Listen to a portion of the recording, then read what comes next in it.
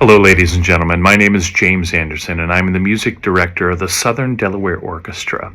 I wanted to invite you all to join us on our upcoming program entitled Fantasies and Fairytales. This will be an extraordinary journey into the mystical, the mischievous, and the macabre, featuring works that bring legend and imagination vividly to orchestral life. We will begin the program with Johann Sebastian Bach's Toccata and Fugue in D minor. This iconic work, originally for organ, has transcended its origins to become a thrilling orchestral showpiece. Though not literally a fairy tale, its dark, tumultuous atmosphere has long been associated with the Gothic and mysterious, making it the perfect prelude to a night of fantasy.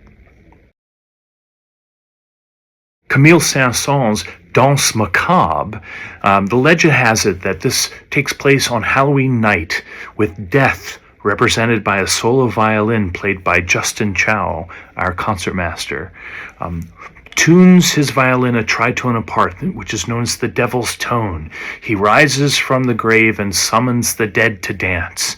The piece begins with 12 midnight chimes and builds to a frantic, whirling waltz as skeletons rattle and leap.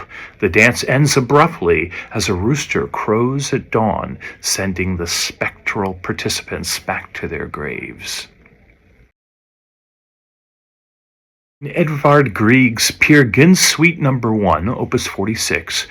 Grieg wrote this music for Henrik Ibsen's fantastical play about the rogue adventurer Peer Gynt. The suite captures several pivotal moments in Peer's journey, including the first movement called Morning Mood, a gentle sunrise over the Moroccan mountains celebrated by one of the most serene melodies in the orchestral repertoire. The next movement portrays the death of Ace, a tender, deeply mournful elegy for Peer's mother, Ace.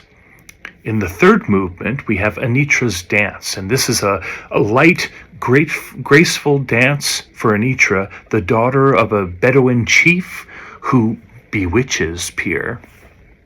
And then, of course, the iconic, famous, menacing march that accelerates from a quiet, tiptoeing start to a massive, chaotic climax as Peer escapes from the grotesque trolls in the Hall of the Mountain King.